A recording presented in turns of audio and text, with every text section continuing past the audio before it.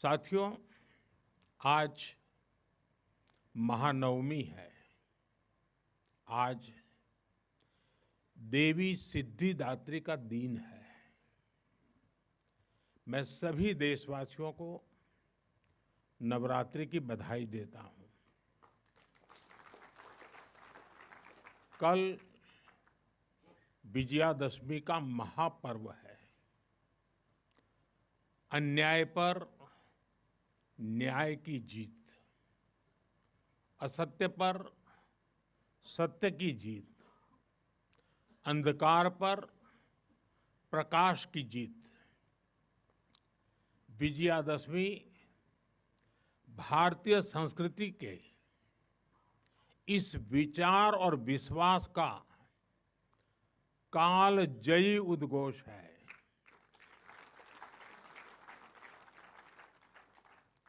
ऐसे महान पर्व पर 100 वर्ष पूर्व राष्ट्रीय स्वयंसेवक संघ की स्थापना ये कोई संयोग नहीं था। ये हजारों वर्षों से चली आ रही उस परंपरा का पुनरुत्थान था, जिसमें राष्ट्र चेतना समय समय पर उस युग की चुनौतियों का सामना करने के लिए नए नए अवतारों में प्रकट होती है। इस युग में संघ उसी अनादि राष्ट्र चेतना का पुण्य अवतार है।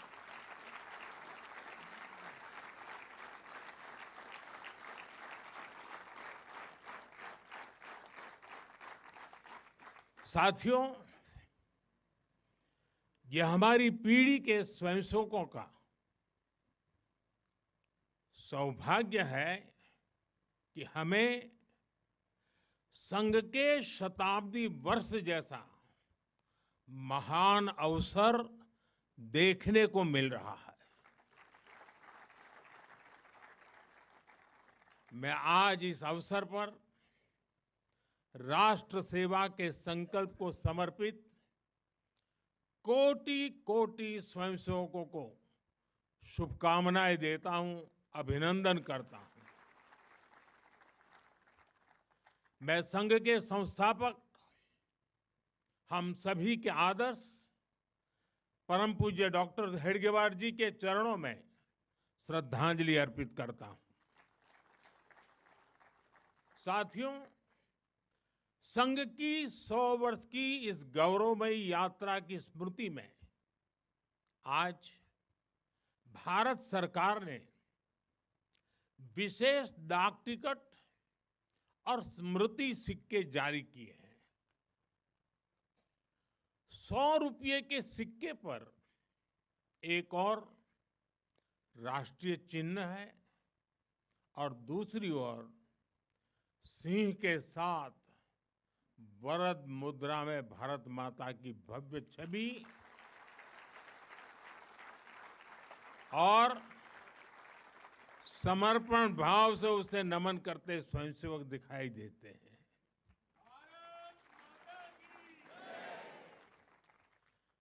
भारतीय मुद्रा पर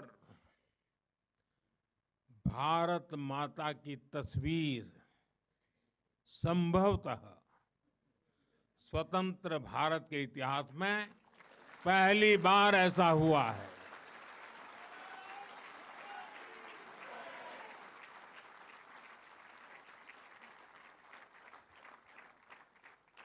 इस सिक्के के ऊपर संघ का बोध वाक्य भी अंकित है।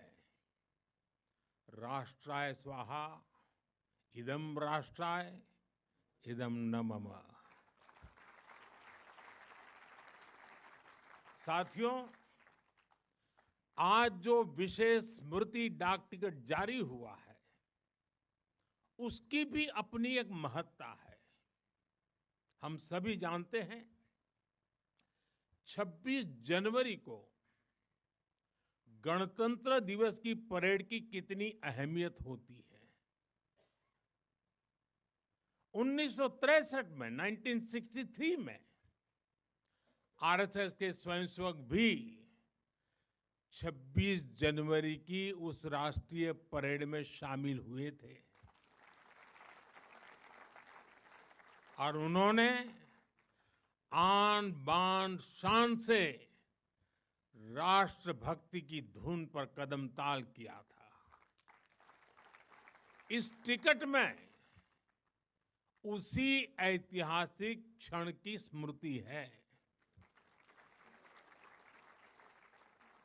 साथियों, संघ के स्वयंसेवक जो अनवरत रूप से देश की सेवा में जुटे हैं, समाज को सशक्त कर रहे हैं, इसकी भी झलक एक स्मारक डाक टिकट में है।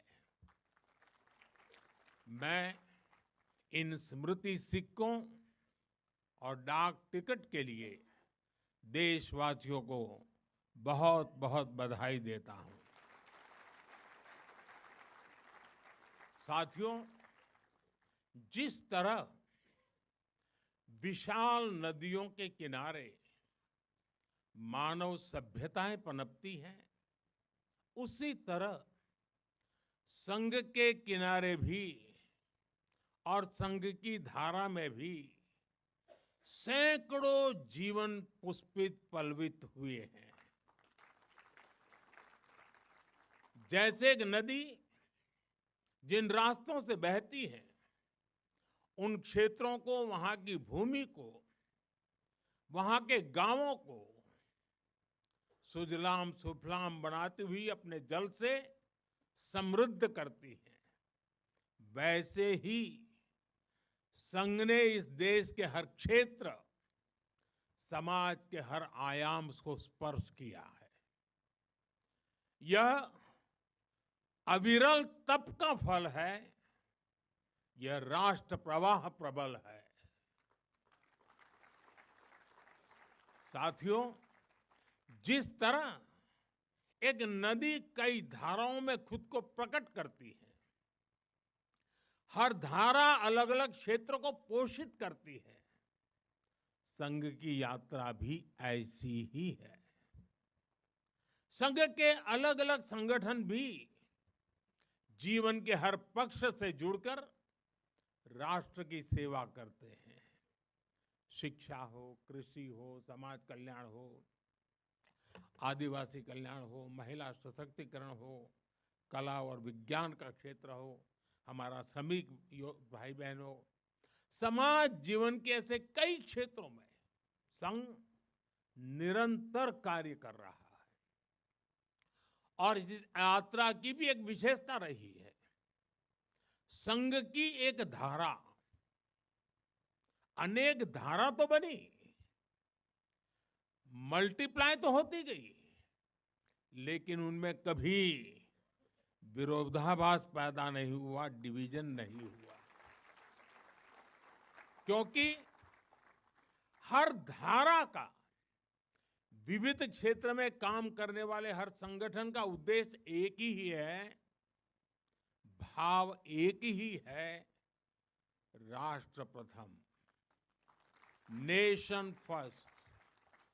साथियों, अपने गठन के बाद से ही राष्ट्रीय स्वयंसेवक संघ विराट उद्देश्य लेकर चला और ये उद्देश्य रहा राष्ट्र निर्माण। इस उद्देश्य की पूर्ति के लिए संघ ने जो रास्ता चुना वो था व्यक्ति निर्माण से राष्ट्र निर्माण। और इस रास्ते पर सतत चलने के लिए जो कार्यपद्धति चुनी वो थी नित्य नियमित चलने वाली शाखा। साथियों, परम पूज्य डॉक्टर हेडगेवार जी जानते थे कि हमारा राष्ट्र तभी सशक्त होगा जब हर नागरिक के भीतर राष्ट्र के प्रति दायित्व का बोध जागृत होगा। हमारा राष्ट्र तभी ऊंचा उठेगा जब भारत का हर नागरिक राष्ट्र के लिए जीना सीखेगा।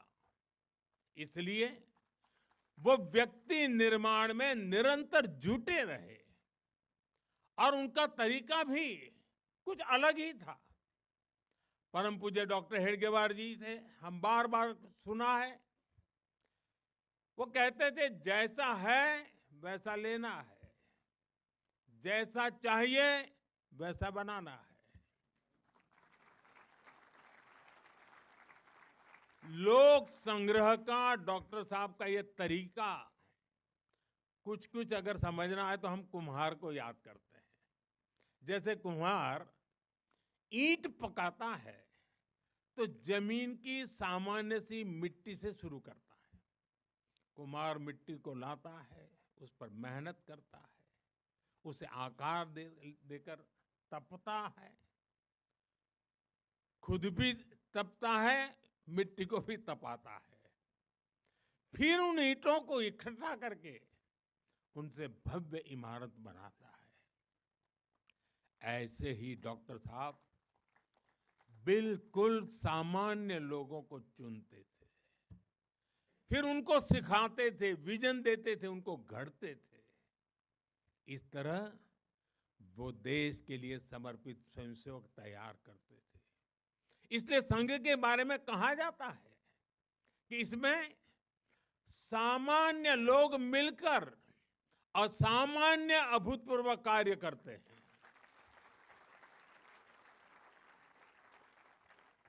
साथियों, व्यक्ति निर्माण की ये सुंदर प्रक्रिया हम आज भी संघ की शाखाओं में देखते हैं। संघ शाखा का मैदान एक ऐसी प्रेरणा भूमि है जहां से स्वयं सेवक की अहम से वयम की यात्रा शुरू होती है। संघ की शाखाएं व्यक्ति निर्माण की यज्ञ वेदी है। इन शाखाओं में व्यक्ति का शारीरिक, मानसिक और सामाजिक विकास होता है। स्वयंसेवकों के मन में राष्ट्र सेवा का भाव और साहस दिन प्रतिदिन पनपता रहता है। उनके लिए त्याग और समर्पण सहज हो जाता है। श्रेय के लिए प्रतिस्पर्धा की भावना समाप्त हो जाती है और उन्हें सामूहिक निर्णय और सामूहिक कार्य का संस्कार मिलता है। साथियों, राष्ट्र निर्माण का महान उद्देश्य व्यक्ति निर्माण का स्पष्ट पथ और शाखा जैसी सरल जीवंत कार्य पद्धति, यही संघ की 100 वर्षों की यात्रा का आधार बने हैं। इन्हीं स्तंभों पर खड़े होकर संघ ने लाखों स्वयंसेवकों को गढ़ा, जो विभिन्न क्षेत्रों में देश को अपना सर्वोत्तम दे रहे हैं, देश को आगे बढ़ाने के लिए निरंतर प्रयास कर रहे हैं। समर्पण से, सेवा से और राष्ट्र के उत्कर्ष की साधना से। साथियों, संघ जब से अस्तित्व में आया, संघ के लिए देश की प्राथमिकता ही उसकी अपनी प्राथमिकता रही है। इसलिए जिस कालखंड में जो बड़ी चुनौती देश के सामने आई, संघ ने उस कालखंड के अंदर अपने आप को झोंक दिया। संघ उससे जूझता रहा। आजादी की लड़ाई के समय देखें तो परम पूज्य डॉक्टर हेडगेवार जी समेत अनेक कार्यकर्ता ने स्वतंत्रता आंदोलन में हिस्सा लिया। डॉक्टर साहब कई बार जेल तक गए। आजादी की लड़ाई की कितने ही स्वतंत्रता सेनानियों को संघ संरक्षण देता रहा, उनके साथ कंधे से कंधा मिलाकर काम करता रहा। 1942 में 1942 में जब चिमूर में अंग्रेजों के खिलाफ आंदोलन हुआ तो उसमें अनेक स्वयंसेवकों को अंग्रेजों के भीषण अत्याचार का सामना करना पड़ा। आजादी के बाद भी हैदराबाद में निजाम के अत्याचारों से के खिलाफ संघर्ष से लेकर गोवा के स्वतंत्रता आंदोलन और दादरा नगर हवेली की मुक्ति तक संघ ने कितने ही बलिदान दिए और भाव एक ही रहा, राष्ट्र प्रथम। लक्ष्य एक ही रहा, एक भारत श्रेष्ठ भारत। साथियों, राष्ट्र साधना की इस यात्रा में ऐसा नहीं है कि संघ पर हमले नहीं हुए, संघ के खिलाफ साजिशें नहीं हुई। हमने देखा है कैसे आजादी के बाद भी संघ को कुचलने का प्रयास हुआ, मुख्य धारा में आने देने का और उसे न आने से रोकने का अनगिनत षड्यंत्र हुए। परम पूज्य गुरु जी को झूठे केस में फंसाया गया, उन्हें जेल तक भेज दिया गया। लेकिन जब पूज्य गुरु जी जेल से बाहर आए तो उन्होंने सहज रूप से कहा, और शायद इतिहास की तवारीख में ये भाव, ये शब्द एक बहुत बड़ी प्रेरणा है। तब परम पूज्य गुरु जी ने बहुत सहजता से कहा था, कभी कभी जीभ दांतों के नीचे आकर दब जाती है, कुचल भी जाती है, लेकिन हम दांत नहीं तोड़ देते, क्योंकि दांत भी हमारे हैं और जीभ भी हमारी है। आप कल्पना कर सकते हैं, जिन्हें जेल में इतनी यातनाएं दी गई, जिन पर भांति भांति के अत्याचार हुए, उसके बाद भी परम पूज्य गुरु जी के मन में कोई रोष नहीं था, कोई दुर्भावना नहीं थी। यही परम पूज्य गुरु जी का ऋषि तुल्य व्यक्तित्व था। उनकी यही वैचारिक स्पष्टता संघ के प्रत्येक स्वयंसेवक के जीवन के मार्गदर्शक बनी। इसी ने समाज के प्रति एकात्मता और आत्मीयता के संस्कारों को सशक्त किया। और इसलिए चाहे संघ पर प्रतिबंध लगे, चाहे षड्यंत्र हुए, झूठे मुकदमे हुए, संघ के स्वयंसेवकों ने कभी कटुता को स्थान नहीं दिया, क्योंकि वो जानते हैं हम समाज से अलग नहीं है। समाज हम सबसे ही तो बना है। जो अच्छा है वो भी हमारा है, जो कम अच्छा है वो भी हमारा है। साथियों, और दूसरी बात, जिसने कभी कटुता को जन्म नहीं दिया, वो है प्रत्येक स्वयंसेवक का लोकतंत्र और संवैधानिक संस्थाओं में अडिग विश्वास। जब देश पर इमरजेंसी थोपी गई तो इसी एक विश्वास ने हर स्वयंसेवक को ताकत दी, उसे संघर्ष करने की क्षमता दी। इन्हीं दो मूल्यों, समाज के साथ एकात्मता और संवैधानिक संस्थाओं के प्रति आस्था ने संघ के स्वयंसेवकों को हर संकट में स्थित प्रज्ञ बना के रखा, समाज के प्रति संवेदनशील बनाए रखा। इसलिए समाज के अनेक थपेड़े झेलते हुए भी संघ आज तक विराट वट वृक्ष की तरह अडिग खड़ा है। देश और समाज की सेवा में निरंतर कार्य कर रहा है। अभी यहां हमारे एक स्वयंसेवक ने इतनी सुंदर प्रस्तुति दी, शून्य से एक शतक बने, शून्य से एक शतक बने, अंक की मन भावना, भारती की जय विजय हो, ले हृदय में प्रेरणा, कर रहे हम साधना, मातृभू आराधना। और उस गीत का संदेश था, हमने देश को ही देव माना है और हमने देह को ही दीप बना करके जलने का सीखा है। वाकई यह अद्भुत था। साथियों, प्रारंभ से संघ राष्ट्रभक्ति और सेवा का पर्याय रहा है।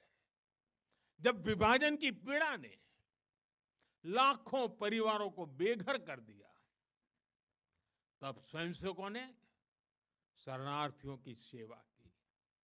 संघ के स्वयंसेवक अपने सीमित संसाधनों के साथ सबसे आगे खड़े थे। यह केवल राहत नहीं था, यह राष्ट्र की आत्मा को संबल देने का कार्य था। साथियों, 1956 में 1956 में गुजरात के कच्छ के अंजार में बहुत बड़ा भूकंप आया था। तबाही इतनी बड़ी थी, चारों ओर विनाश का दृश्य था। उस समय भी संघ के स्वयंसेवक राहत और बचाव में जुटे थे। तब परम पूज्य गुरु जी ने गुजरात के वरिष्ठ संघ के प्रचारक वकील साहब को, जो समय गुजरात का कार्य संभालते थे, उन्हें एक पत्र लिखा था। उन्होंने लिखा था, किसी दूसरे के दुख को दूर करने के लिए निस्वार्थ भाव से खुद कष्ट उठाना एक श्रेष्ठ हृदय का परिचायक है।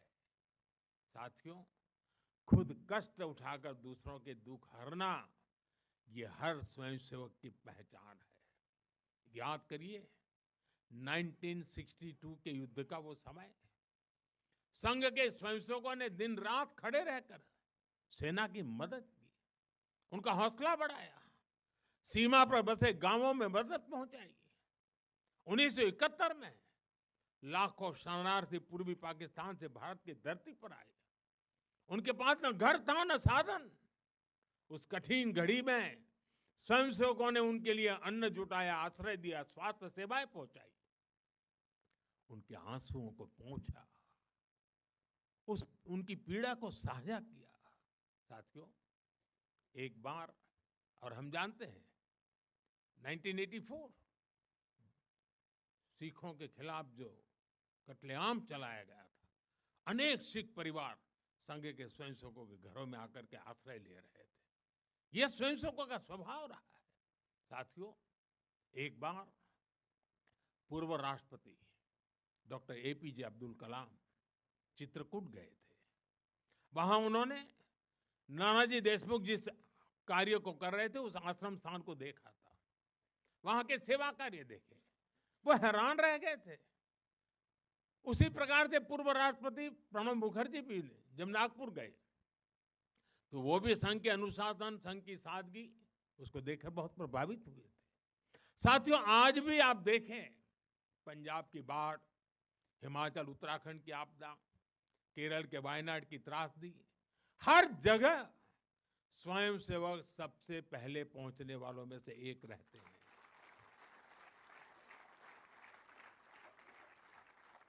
कोरोना काल में तो पूरी दुनिया ने संघ के साहस और सेवा भाव का प्रत्यक्ष प्रमाण देखा है। साथियों, अपनी 100 वर्ष की इस यात्रा में संघ का एक बड़ा काम ये रहा है, उसने समाज के अलग अलग वर्गों में आत्मबोध जगाया, स्वाभिमान जगाया। और इसके लिए संघ देश के उन क्षेत्रों में भी कार्य करता रहा है जो दुर्गम है, जहां पहुंचना सबसे कठिन है। हमारे देश में लगभग 10 करोड़ आदिवासी भाई बहन हैं, जिनके कल्याण के लिए संघ लगातार प्रयासरत है। लंबे समय तक सरकारों ने उन्हें प्राथमिकता नहीं दी, लेकिन संघ ने उनकी संस्कृति, उनके पर्व, उत्सव, उनकी भाषा और परंपराओं को सर्वोच्च प्राथमिकता दी। सेवा भारती, विद्या भारती, एकल विद्यालय, वनवासी कल्याण आश्रम आदिवासी समाज के सशक्तिकरण का स्तंभ बनकर के उभरे। आज हमारे आदिवासी भाई बहनों में जो आत्मविश्वास आया है, वो उनके जीवन में बदल रहा है। साथियों, संघ दशकों से आदिवासी परंपराओं, आदिवासी रीति रिवाजों, आदिवासी मूल्यों को सहजने संवारने में अपना सहयोग देता रहा है, अपना कर्तव्य निभा रहा है। उसकी तपस्या ने भारत की सांस्कृतिक पहचान सुरक्षित रखने में बड़ी भूमिका निभाई है। मैं देश के दूर सुदूर कोने कोने में आदिवासियों का जीवन आसान बनाने में लगे संघ के लाखों स्वयंसेवकों की भी सराहना करूंगा।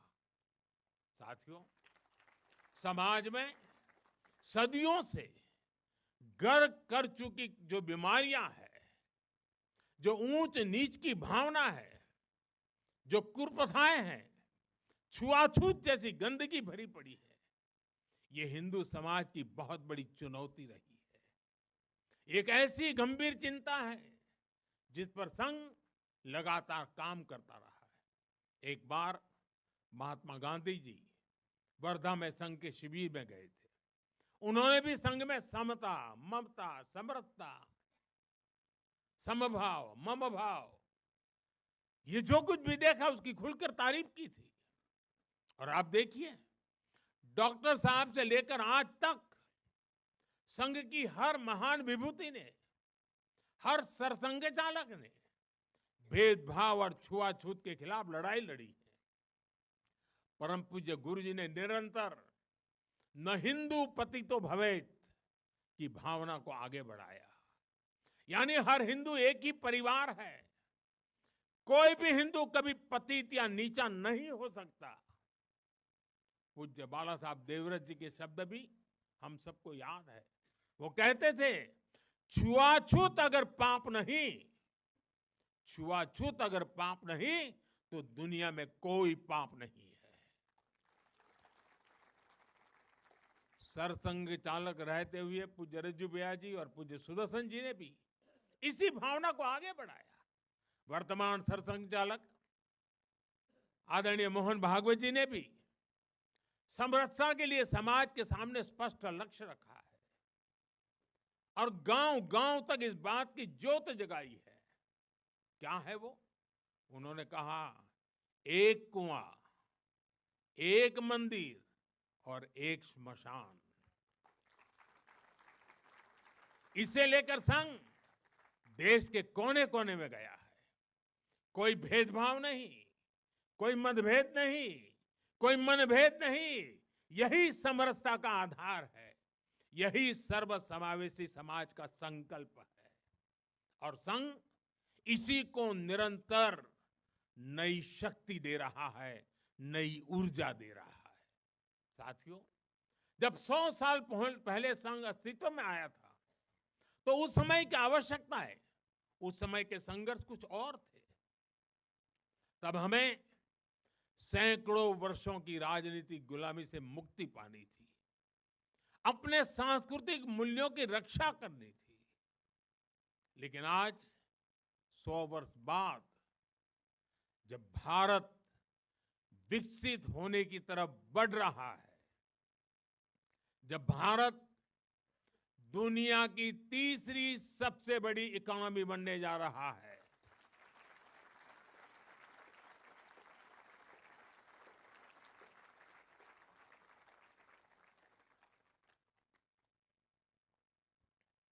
जब देश का बहुत बड़ा गरीब वर्ग गरीबी को परास्त करके, गरीबी को पराजित करके आगे आ रहा है,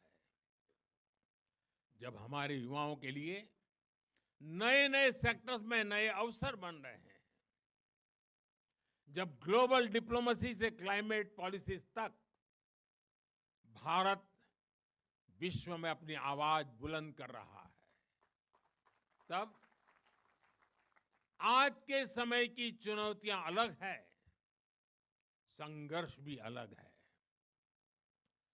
दूसरे देशों पर आर्थिक निर्भरता हमारी एकता को तोड़ने की साजिश है।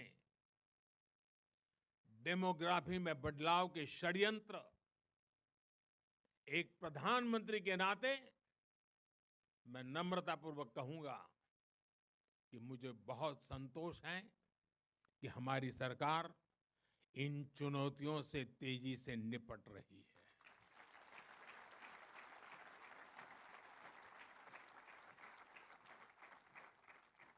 वहीं एक स्वयंसेवक के नाते मुझे ये भी खुशी है कि राष्ट्रीय स्वयंसेवक संघ ने न केवल इन चुनौतियों को पहचान की है, बल्कि इन चुनौतियों से निपटने के लिए ठोस रोड मैप भी बनाया है।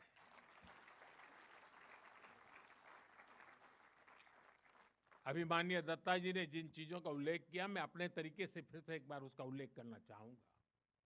साथियों, संघ के पंच परिवर्तन, स्वबोध, सामाजिक समरसता, कुटुंब प्रबोधन, नागरिक शिष्टाचार और पर्यावरण, ये संकल्प हर स्वयंसेवक के लिए देश के समक्ष उपस्थित चुनौतियों को परास्त करने की बहुत बड़ी प्रेरणा है। साथियों, स्वबोध यानी स्वयं का बोध, स्वबोध यानी गुलामी की मानसिकता से मुक्त होकर अपनी विरासत पर गर्व करना, स्वभाषा पर गर्व करना। स्वबोध यानी स्वदेशी, आत्मनिर्भर होना।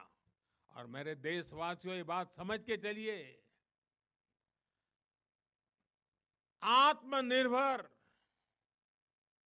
ये विकल्प के तौर पर नहीं है, ये अनिवार्यता के रूप में है।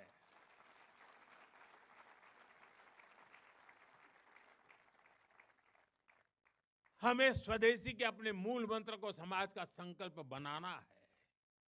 हमें वोकल फॉर लोकल के अभियान को उसकी सफलता के लिए वोकल फॉर लोकल ये हमारा निरंतर एक नई ऊर्जा प्रदान करने वाला घोषवाक्य होना चाहिए, प्रयास होना चाहिए। साथियों, संघ ने सामाजिक समरसता को हमेशा अपनी प्राथमिकता बनाए रखा है। सामाजिक समरसता यानी वंचित को वरीयता देकर सामाजिक न्याय की स्थापना करना, देश की एकता को बढ़ाना। आज राष्ट्र के सामने ऐसे संकट खड़े हो रहे हैं जो हमारी एकता, हमारी संस्कृति और हमारी सुरक्षा पर सीधा प्रहार कर रहे हैं। अलगाववादी सोच, क्षेत्रवाद, कभी जाति, कभी भाषा को लेकर विवाद, कभी बाहरी शक्तियों द्वारा भड़काई गई विभाजनकारी प्रवृत्तियां, ये सब अनगिनत चुनौतियां हमारे सामने खड़ी है। भारत की आत्मा हमेशा विविधता में एकता ही रही है। अगर इस सूत्र को तोड़ा गया तो भारत की शक्ति भी कमजोर होगी, और इसलिए हमें इस सूत्र को निरंतर जीना है, उसे मजबूती देनी है। साथियों, सामाजिक समरसता को आज डेमोग्राफी में बदलाव के षड्यंत्र से, घुसपैठियों से भी बड़ी चुनौती मिल रही है। यह हमारी आंतरिक सुरक्षा और भविष्य की शांति से भी जुड़ा हुआ प्रश्न है। और इसलिए मैंने लाल किले से डेमोग्राफी मिशन की घोषणा की है। हमें इस चुनौती से सतर्क रहना है, इसका डटकर मुकाबला करना है। साथियों, कुटुंब प्रबोधन आज समय की मांग है। जो समाज शास्त्र के सदियों से चली आई पंडितों की भाषा है, उनका कहना है, हजारों साल तक भारत के जीवन में जो प्राण शक्ति रही है, उसके अंदर एक कारण उसकी परिवार संस्था है।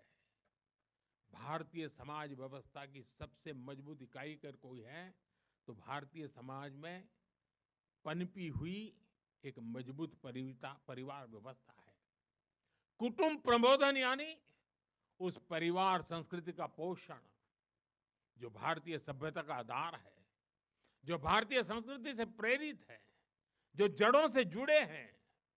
परिवार के मूल्य, बुजुर्गों का सम्मान, नारी शक्ति का आदर, नौजवानों में संस्कार, अपने परिवार के प्रति दायित्व को निभाना, उसे समझना उस दिशा में परिवार को, समाज को जागरूक करना बहुत ही आवश्यक है। साथियों, अलग अलग कालखंड में जो भी देश आगे बढ़ा, उसमें नागरिक शिष्टाचार की बहुत बड़ी भूमिका रही है। नागरिक शिष्टाचार अर्थात कर्तव्य की भावना, नागरिक कर्तव्य का बोध हर देशवासी में हो। स्वच्छता को बढ़ावा, देश की संपत्ति का सम्मान, नियमों और कानूनों का सम्मान, हमें इसे लेकर आगे बढ़ना है। हमारे संविधान की भावना है नागरिक अपने कर्तव्यों का पालन करे। हमें संविधान की इसी भावना को निरंतर सशक्त करना है। साथियों, पर्यावरण की रक्षा वर्तमान और आने वाली पीढ़ियों के लिए बहुत जरूरी है। ये पूरी मानवता के भविष्य से जुड़ा है। हमें इकोनॉमी के साथ ही इकोलॉजी की भी चिंता करनी है।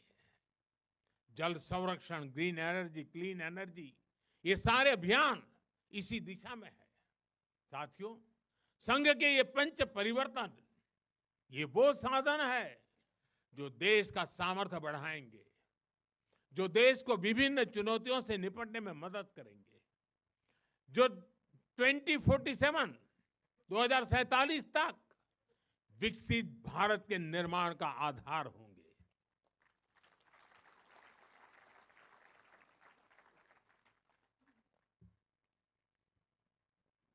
साथियों, 2047 का भारत तत्वज्ञान और विज्ञान, सेवा और समरसता से गढ़ा हुआ वैभवशाली भारत हो।